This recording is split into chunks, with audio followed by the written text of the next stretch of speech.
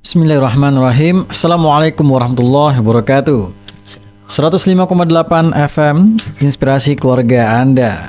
Selamat malam keluarga Sip dimana saja berada. Mudah-mudahan selalu dalam lindungan Allah Subhanahu wa Ta'ala. Amin amin ya rabbal alamin. Dan kembali lagi nih kita bertemu dalam spesial program Dakwah Tuna yang setiap hari Rabunya kita akan melakukan kajian kitab fikih ibadah bersama Ustadz Nanda Andika UVLC dan dipandu oleh sahabat Siranda Famil Fatih dari jam 20.30 hingga 21.30. Nah, selain di frekuensi 105,8 FM, Anda juga dapat mendengarkan kita melalui live streaming di sipfm.com dan juga ya sekarang juga live di TikTok. Dan untuk Anda yang mungkin terlewati agenda kita pada malam hari ini, bisa cek di YouTube kita di Sip Media. Nah, keluarga Sip yang ingin bertanya, menanggapi, dan ingin berbagi seputar topik kita di malam hari ini, bisa atensi di WhatsApp kita dengan nomor 081264579612 dan juga di Instagram kita di @sipfm atau juga bisa di TikTok kita di sipfm juga. Nah, kita sapa dulu nih Ustaz. Assalamualaikum Ustaz. Waalaikumsalam warahmatullahi wabarakatuh. Gimana kabarnya pada malam hari ini Ustaz? Alhamdulillah ala kulli khair. Alhamdulillah. Oh ya Ustaz, sepertinya keluarga Sip ya dan pendengar semuanya ini sudah tidak sabar nih pembahasan kita dan lanjutan dari pekan sebelumnya. Dan seperti biasa Ustaz mereview pembahasan sebelumnya untuk masuk ke pembahasan hari ini. Silakan Ustaz. Terima kasih sahabat Syiar Fahmi dan keluarga Sip dimanapun Anda berada. Bismillahirrahmanirrahim. Assalamualaikum warahmatullahi wabarakatuh. Alhamdulillahilladzi ألف بين قلوب المؤمنين فأصبحنا بنعمته إخوانا ونشهد أن لا إله إلا الله وحده لا شريك له ونشهد أن محمدا عبده ورسوله لا نبي ولا رسول بعده اللهم فصل وسلم وبارك على حبيبنا ونبينا الكريم وعلى آله وصحبه ومن سار على نهجه إلى يوم القيامة أما بعد. Baiklah keluarga Sip dimanapun Anda berada, insyaallah pada malam hari ini kita akan masuk kepada pertemuan dan kajian lanjutan dari materi kita pekan kemarin. Kalau pekan kemarin kita telah bercerita tentang kedudukan salat dalam agama Islam, yang kita sampai pada kesimpulan bahwa salat memegang kedudukan yang amat sangat penting sekali dalam agama kita. Bahkan ia dijadikan sebagai tiang agama dan kewajiban salat tidak gugur. Seberat apapun kondisi kita, bahkan dalam keadaan perang, salat tetap wajib dilaksanakan.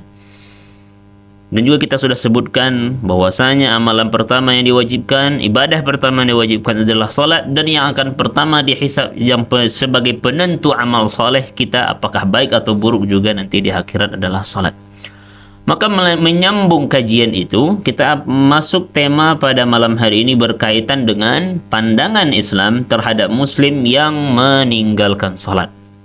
Setelah kita sadar dan tahu dengan kedudukan salat dalam agama kita, sekarang kita mari bercerita tentang bagaimana Islam memandang seorang Muslim yang mengaku sebagai orang yang beragama Islam, yang mengaku memiliki keimanan dalam hatinya, tetapi tidak salat. Baiklah, untuk membahas ini kita lebih kurang ada 2 poin besar. Yang pertama, kita akan bercerita tentang ijma atau kesepakatan para ulama berkaitan dengan kondisi ini. Yang kedua, kita akan sedikit bercerita hal yang masih dipertentangkan oleh ulama, dan berkaitan dengan perbedaan pendapat ini kita akan kupas dalam 3 hal. Yang pertama, pendapat ulama berkaitan dengan orang yang meninggalkan salat, ada berapa pendapatkah, dan kita akan bandingkan ini menurut imam mazhab yang 4. Imam dimulai dari yang paling dulu muncul, yaitu atau yang paling pertama lahir, yaitu di antara imam yang 4 ini Imam Hanafi atau Abu Hanifah, selanjutnya kepada Imam Malik, dan selanjutnya murid beliau Imam Syafi'i, dan juga yang terakhir pendapat Imam Ahmad. Apakah dibagi menjadi 4 atau 2 atau 3, kita akan bercerita nanti. Yang kedua, kita akan bercerita tentang hadis-hadis yang mendukung pendapat salah satu imam ini, khususnya pendapat Imam Ahmad. Yang ketiga, kita akan bahas setelah ada perbedaan pendapat, Lalu ada ulama setelah beliau, setelah imam-imam yang empat tadi, dalam kitab tafsir beliau, Imam Asy-Syaukani mencoba mencari solusi dan mencari pendapat yang paling kuat menurut pendapat beliau. Nah, ini dia lebih kurang pembahasan kita pada malam hari ini. Baik, kita masuk pertama kepada ijma' tentang meninggalkan salat. Hukum meninggalkan salat menurut ijma' ulama apa? Ulama sepakat. Jadi kalau ijma itu tidak ada lagi pertentangan. Tidak ada lagi yang keluar dari pendapat ini. Karena ijma mengatakan berarti semua ulama sepakat. Maka keluarga sip yang dimuliakan Allah, kalau nanti membaca kitab-kitab hukum Islam, kitab-kitab fikih, di sana sudah tertulis ijma ulama atau ulama sepakat seperti ini. Maka dimanapun kita menemukan kitab yang mu'tabar, dimanapun kita mendengarkan ceramah dari ustadz yang mu'tabar, maka pendapatnya hanya satu ini. Tidak ada pendapat 2, 3, dan 4. Itulah yang dimaknai dengan ijma. Sedangkan kalau masih ada pendapat, yang A berpendapat seperti ini, yang B berpendapat seperti ini, maka itu masih pada bagian khilafiyah atau masih berbeda pendapat. Nah, kalau kita sudah memahami perbedaan antara ijma dengan khilafiyah, maka kalau sudah ijma, tidak ada lagi keraguan untuk mengamalkan ini. Karena ijma itu sesungguhnya timbul dari pemahaman Al-Quran, pemahaman teks-teks hadis, yang semua ulama menerima ayat tersebut, menerima hadis tersebut, lalu memaknai dan berpendapat. Ternyata pendapat mereka bertemu dan sepakat dalam satu hal. Nah, itu yang dikatakan ijma. Apa ijma ulama? Ulama bersepakat bahwasanya meninggalkan sholat atau orang yang meninggalkan sholat karena alasan menolak diwajibkannya sholat.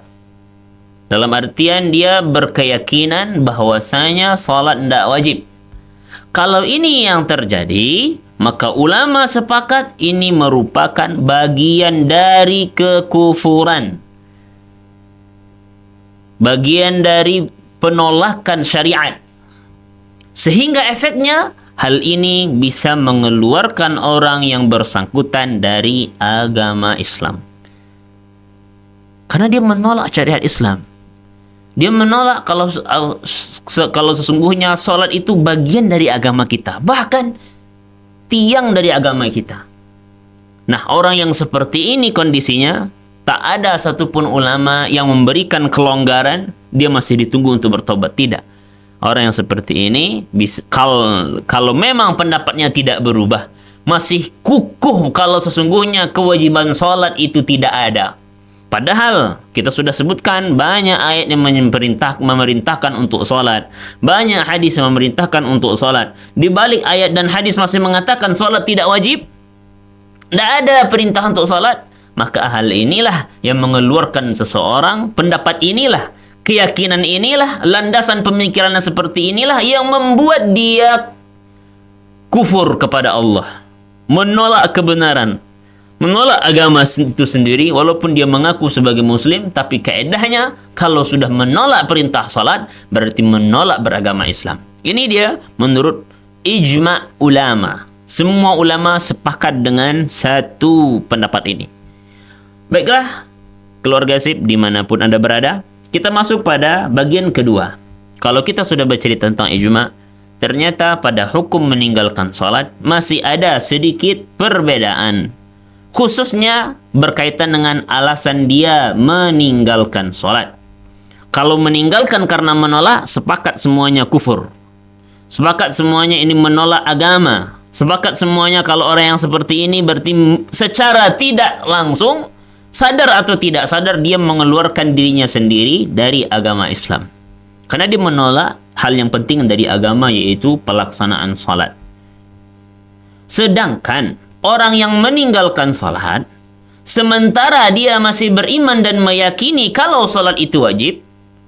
Jadi, yang kedua yang masuk ke dalam ranah perbedaan pendapat ulama menghukumi pelaku, orang yang meninggalkan salat adalah ketika orang yang meninggalkan salat ini masih yakin salat itu wajib. Tapi, walaupun dia yakin salat itu wajib, tapi karena mungkin dengan alasan malas atau alasan-alasan lainnya yang tidak syar'i yang membuat dia tidak mengerjakan sholat, maka hal ini masuk kepada ranah apa hukumnya? Apakah sama dengan yang pertama? Dan siapa yang berpendapat sesuai dengan yang pertama? Hal ini secara umum dibagi menjadi dua. Ini secara umum dulu, lalu kita bahas nanti lanjutannya. Secara umum, hal ini dibagi menjadi dua. Hukum orang yang meninggalkan sholat bukan karena menolak kalau sholat itu wajib. Dia faham ilmunya sholat itu wajib, tapi dengan alasan di luar itu, baik malas, ataupun kondisi, ataupun apapun alasan yang tidak syar'i, menurut ulama secara garis besar bagi jadi dua. Ulama yang pertama, Imam Abu Hanifah, Imam Malik, dan Imam Syafi'i mengatakan hal ini masih masuk kategori fasik. Orang yang masih sebagai muslim tapi sudah mengerjakan maksiat yang besar. Tapi kategorinya dia masih beragama Islam. Masih diakui beragama Islam walaupun dia sedang bermaksiat yang besar. Ini pendapat pertama. 3 orang imam berpendapat hal ini. Sedangkan yang terakhir Imam Ahmad bin Hanbal. Imam Hanbali yang mazhabnya banyak tersebar di Arab Saudi. Makanya kalau kita mendengarkan fatwa-fatwa dari syekh yang notabene berasal dari Arab Saudi, kita akan mendengarkan pendapat yang tegas dari Imam Ahmad bin Hanbal, menukilkan pendapat Imam Ahmad bin Hanbal bahwasanya orang yang meninggalkan salat maka dia termasuk kufur. Sama kayak hukum yang pertama. Sama kayak orang yang menolak salat itu. Berarti dia juga menolak beragama Islam. Walaupun alasannya karena malas. Nah, ini 2 pendapat. Yang pertama masih fasik, yang kedua kufur, atau bahasa yang mohon maaf, tapi kalau bahasa kufur itu diidentik dengan kafir atau non muslim, karena dia sudah menolak hakikat yang sebenarnya dari agama kita, yaitu amalan paling utama dalam agama kita, yaitu salat, walaupun alasannya malas. Ini menurut pendapat Imam Ahmad. Jadi kalau kita simpulkan, menurut pendapat Imam Ahmad bin Hanbal atau di mazhab Hanbali, mau alasannya karena menolak kebenaran ataupun alasannya dia mengakui sholat itu wajib tapi karena malas, tetap hukumnya sama, yaitu masuk ke ranah kekufuran, keluar dari agama, dan berhak untuk diperangi karena dia meninggalkan sholat dengan apapun alasannya.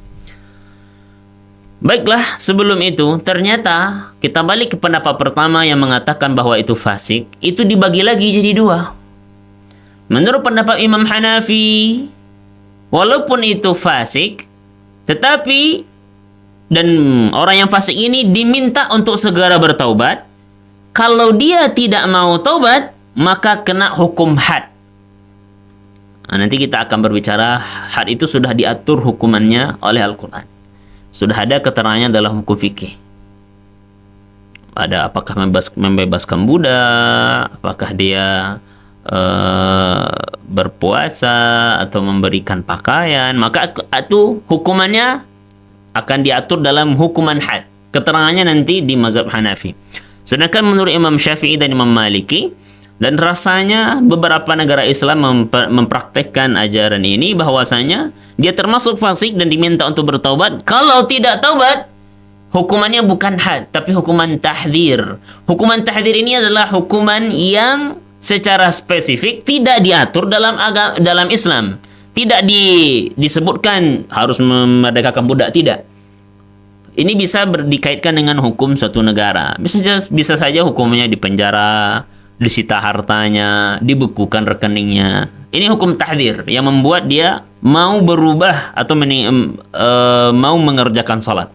Ini menurut pendapat Imam Syafi'i dan Imam Maliki. Maka walaupun secara global dibagi jadi 2, kalau kita lebih rinci ternyata dibagi 3 hal. Yang pertama fasik dan dihukum dengan hukuman had. Yang kedua fasik dihukum dengan hukuman tahzir. Yang ketiga kufur. Ini pendapat Imam Ahmad. Baiklah, rasanya di segmen pertama ini kita cukupkan dulu. dengan perbedaan pendapat ulama. InsyaAllah kita akan bahas beberapa dalil yang menguatkan pendapat Imam Ahmad yang mengatakan orang yang meninggalkan salat itu dihukum dengan hukum kekufuran dan berhak untuk diperangi. Sebelum itu kita kembalikan kepada sahabat Syiar Fahmi. Masya Allah, ini luar biasa sekali ya pembahasan kita kali ini keluarga SIP ya, tentang bagaimana hukumnya melanggar tidak mengerjakan sholat ya Ustaz ya. Dan seperti biasa kita break dan rehat sejenak. Apa yang disampaikan Ustaz tadi nanti akan kita kembali di segmen kedua dan kita rehat sejenak.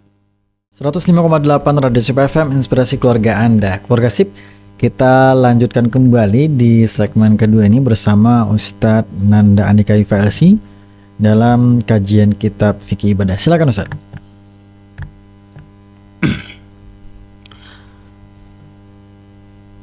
Baiklah, terima kasih sahabat Syiar Fahmi dan keluarga SIP dimanapun Anda berada. Di segmen kedua ini kita akan membahas tentang hadis-hadis yang mengatakan bahwasanya meninggalkan salat masuk ke dalam ranah kekufuran. Ini menguatkan pendapat Imam Ahmad bin Hanbal. Baiklah, kita bacakan hadis yang pertama, hadis yang terdapat dalam kitab Sahih Muslim, hadis nomor 82 yang diriwayatkan oleh sahabat Jabir bin Abdullah bahwasanya Rasulullah SAW pernah bersabda, "Inna bainar rajuli wa bainasy syirki wal kufri tarkas shalah."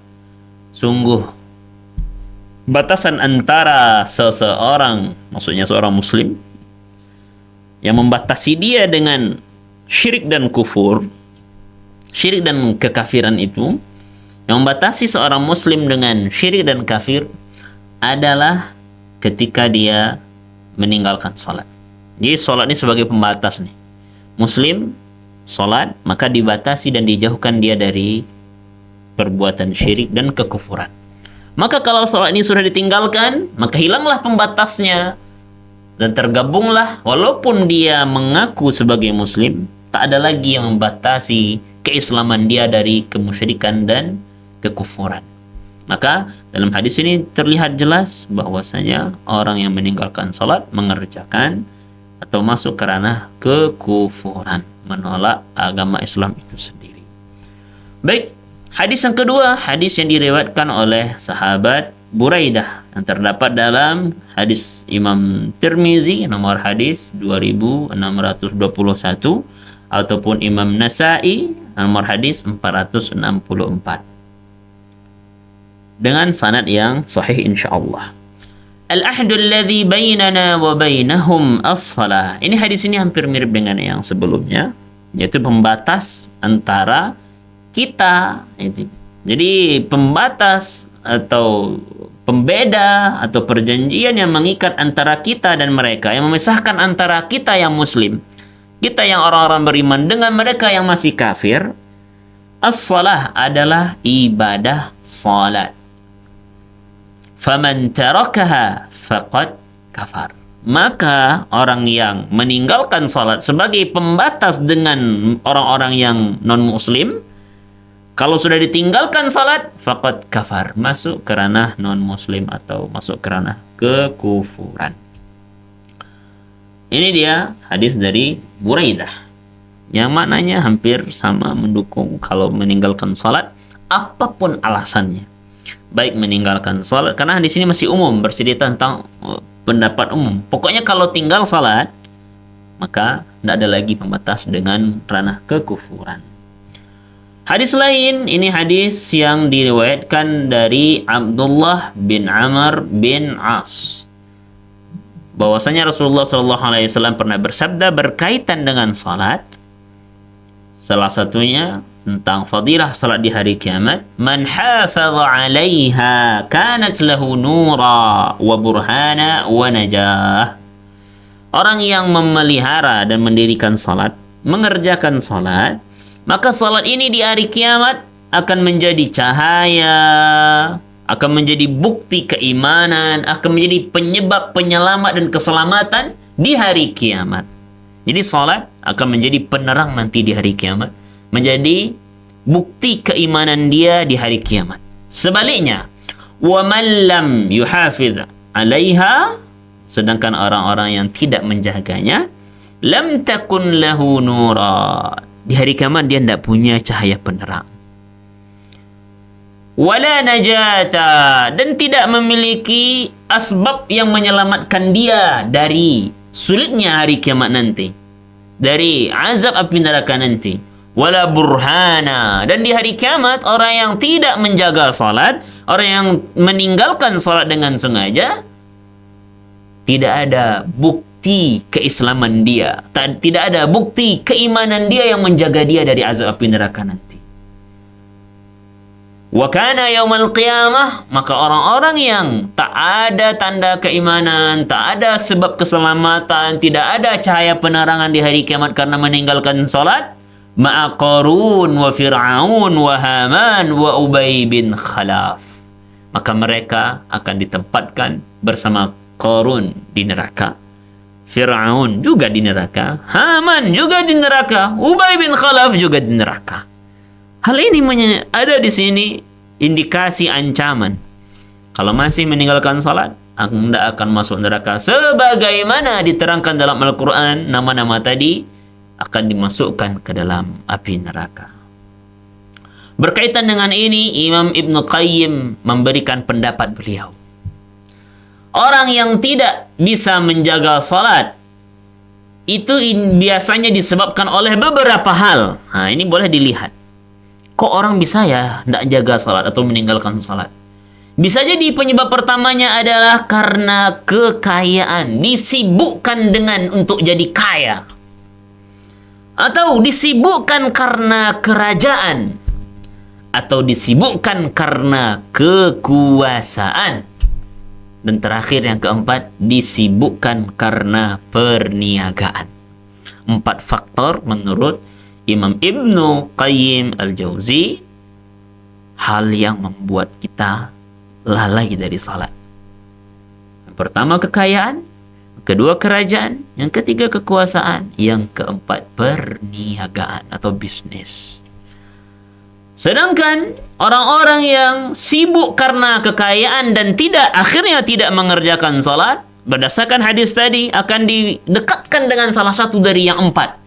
Dia akan dikumpulkan nanti bersama Qarun, karena Qarun bermaksiat kepada Allah karena disibukkan oleh kekayaannya. Karena dia sudah kaya, harta sudah terkumpul, tidak mau ibadah, tidak mau sholat kita, maka akan diazab sebagaimana azab untuk Qarun di api neraka. Sedangkan orang-orang yang sibuk karena mengurusi kerajaannya, mengurusi tahtanya, maka dia akan dikumpulkan bersama Fir'aun. Di mana tempatnya? Di neraka juga. Sedangkan orang yang disibukkan dengan kekuasaan dan jabatannya, sebagaimana pernah tercatat dalam sejarah, ada Raja Haman, maka dia akan dikumpulkan dengan Raja Haman. Dan orang-orang yang meninggalkan salat karena disibukkan dengan bisnisnya, perniagaannya, maka akan dikumpulkan di neraka bersama Ubay bin Khalaf. Ini pendapat Ibnu Qayyim menjelaskan hadis yang tadi. Intinya, tidak ada satupun dari yang 4 yang nama yang disebutkan yang akan selamat dari azab api neraka. Maka berlindunglah kita kepada Allah dengan senantiasa menjaga salat kita. Baiklah, keluarga SIP dimanapun Anda berada. Selanjutnya kita masuk kepada hadis Ibnu Umar, bahwasanya Rasulullah SAW pernah diperintahkan, umirtu an uqatilan nas, sabda Rasul, saya diperintahkan oleh Allah untuk memerangi manusia. Jadi orang yang meninggalkan salat ternyata masuk kategori orang yang disuruh di zaman Nabi SAW, kalau dia tidak salat, perangi dia.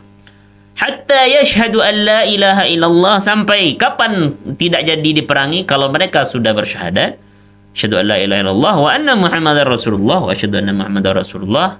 Dan yang kedua, wa yuqimus shalah, sampai mereka mau salat. Kalau tidak salat, perangi. Wa yu'tuz zakah, dan sampai mereka, kalau mereka kaya sampai mereka mau bayar zakat. Kalau mereka kaya tidak mau bayar zakat, perangi. Faida fa'alu dzalika, kalau sudah dilakukan hal itu, asamu minni dima'ahum wa amwalahum, maka mereka yang sudah menunaikan hal yang wajib-wajib tadi, mereka sudah melindungi jiwa mereka dan harta mereka. Illa bihaqqil Islam, jiwa dan harta mereka tidak boleh diganggu gugat kecuali dengan hal yang diperbolehkan oleh syariat agama kita. Contoh, seandainya dia membunuh, maka bolehlah dia dibunuh. Karena itu hukumnya kan. Kutiba ya ayyuhallazina amanu kutiba alaikumul qisasu fil qatla. Nah, itu dia. Intinya, kalau kita sudah menjaga yang wajib-wajib, maka nyawa kita dijaga oleh agama, harta kita dijaga oleh agama, dan tidak boleh diganggu kecuali karena maksiat yang sangat amat besar, diantaranya melakukan kriminal pembunuhan. Wa hisabuhum 'ala Allah Ta'ala. Ini hadis riwayat Bukhari dan Muslim, hadis yang sahih. Hadis yang sama dari Ummu Salamah dikala sahabat bertanya kepada Nabi tentang pemimpin. Tidak boleh memerangi pemimpin kalau masih sholat. Bagaimanapun kondisinya, kalau masih sholat jangan perangi pemimpin. Berarti kalau tidak sholat, seandainya pemimpinnya zalim, seandainya pemimpinnya ada kesalahan, tapi dia tidak sholat, boleh diperangi. Nah, itu mafhum mukhalafahnya. Hal yang sama dalam hadis Sa'id. Sa'id juga ingin memerangi suatu kaum. Nabi SAW juga menjelaskan jangan perangi mereka, barangkali mereka masih salat.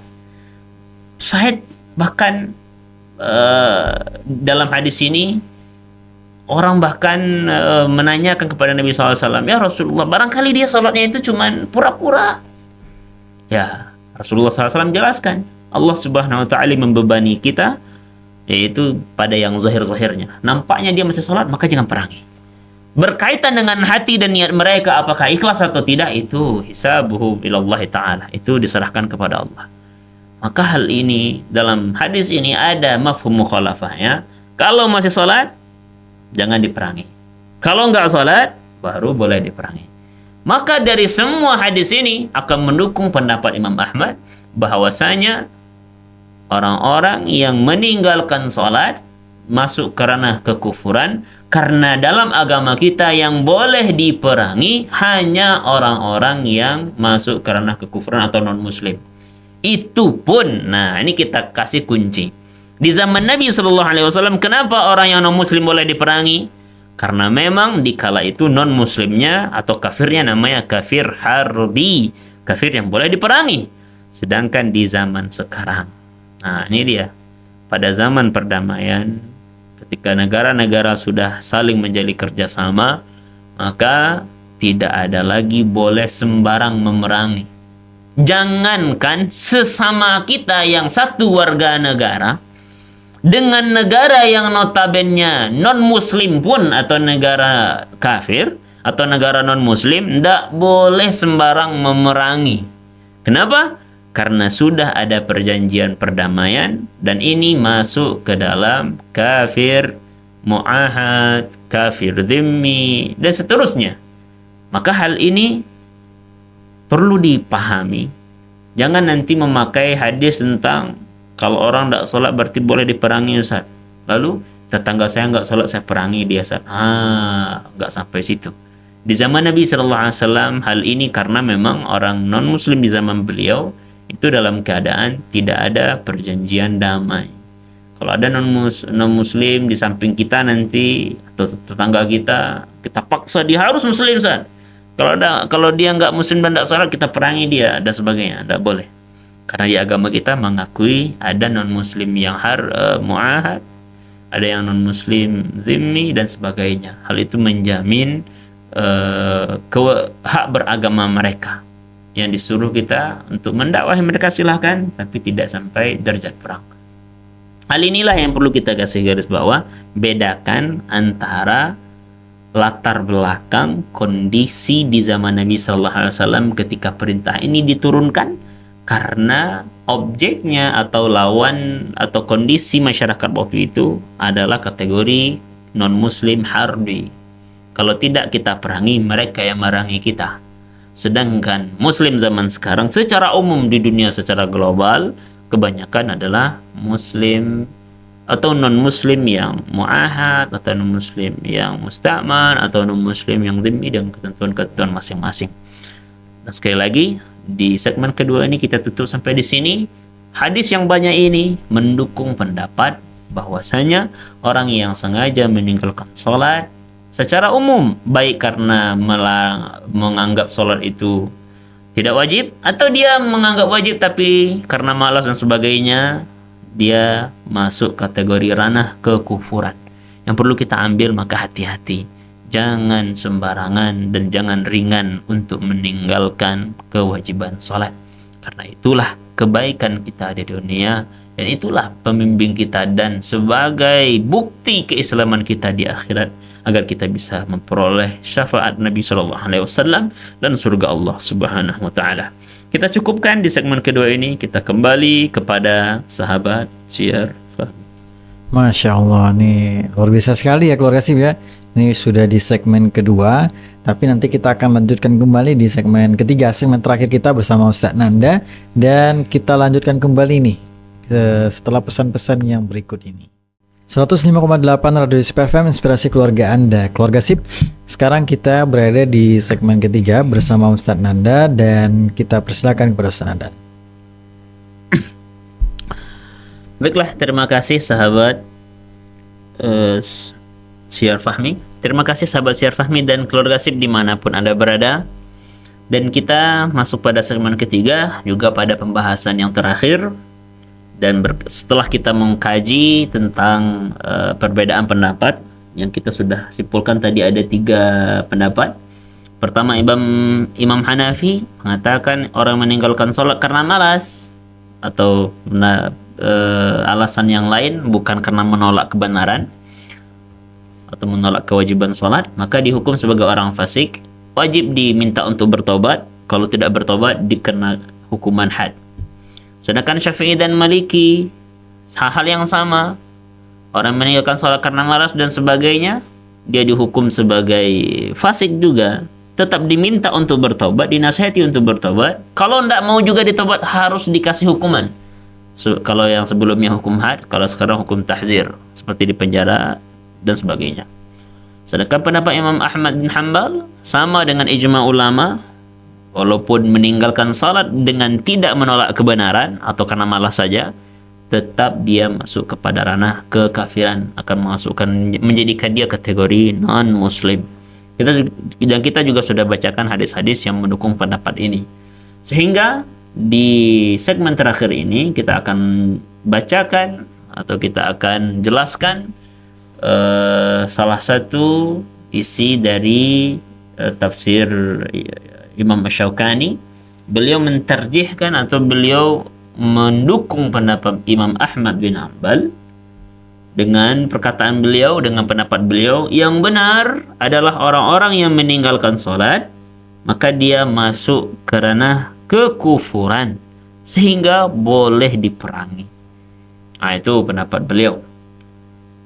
Adapun kekafiran ini atau kekufuran ini berdasarkan zahir hadis Rasulullah SAW yang menyatakan bahwa syariat telah menamai orang-orang yang meninggalkan salat dan memasukkannya ke kategori kekufuran, karena memang salatlah pembatas antara keimanan dengan kekufuran. Bahkan Rasulullah SAW juga menyatakan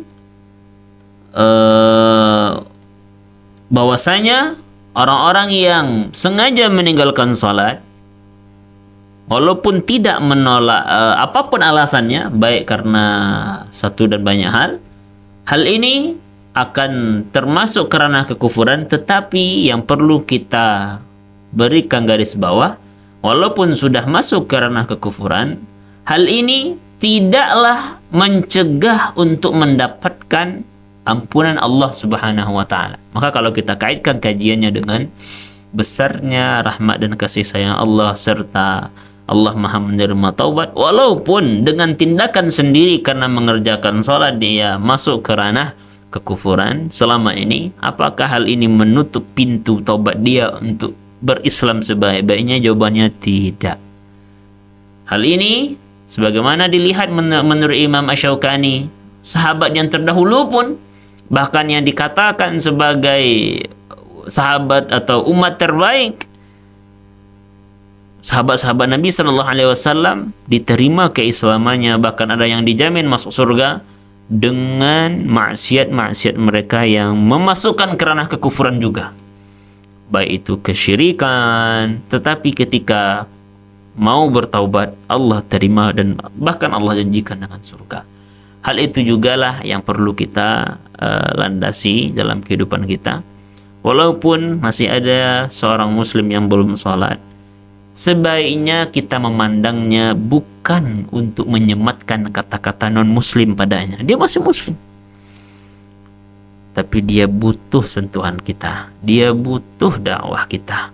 Sebagaimana dijelaskan dalam Al-Quran, perintah Allah Subhanahu wa Ta'ala dalam surah An-Nahl ayat 125, ud'u ila sabili rabbika bil hikmah wal mau'izatil hasanah wajadilhum billati hiya ahsan. Disinilah kesempatan kita mengamalkan ini. Dakwahlah, ajak mereka orang yang butuh sentuhan terbaik kita, kata-kata terindah kita, nasihat yang menyejukkan hati mereka, sehingga rasa malas untuk meninggalkan salat bisa hilang.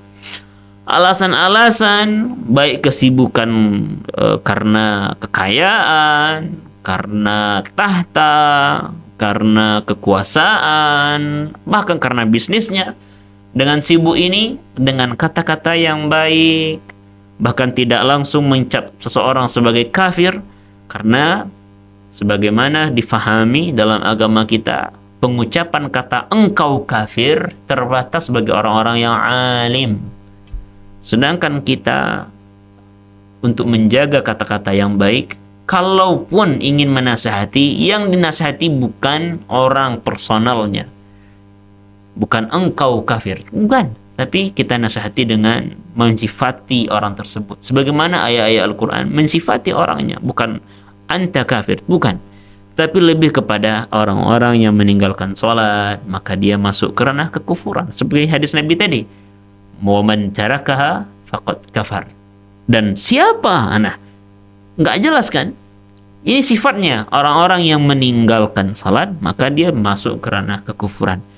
Kata-kata ini kalaupun sudah harus tahap berdakwah dengannya agak keras, hati-hati menjaga lisan kita, jangan langsung dakwah kepada, maksudnya itu langsung menyematkan kata-kata kufur ke orangnya, tetapi menasihati dia. Kalau juga nggak mau sholat, Al-Quran menjelaskan, hadis menjelaskan, orang-orang yang meninggalkan sholat masuk ke ranah kekufuran.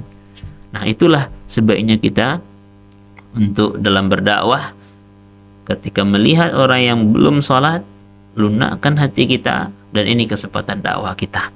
Dan dalam berdakwah yang dinilai bukan hanya hasil, udah mau orang sholat karena dakwah kita berarti kita berhasil. Kalau seandainya tidak sholat orang karena dakwah kita, gagal dakwah kita. Bukan itu cara penilaian. Tidak sesederhana itu Allah menilai amal seorang muslim. Karena dakwah indikasinya, indikatornya bukan hanya berubah orang, bukan. Tetapi dakwah salah indikatornya, penilainya mulai dari proses kita mau berdakwah, proses kita mau menyampaikan, proses kita mau menegur.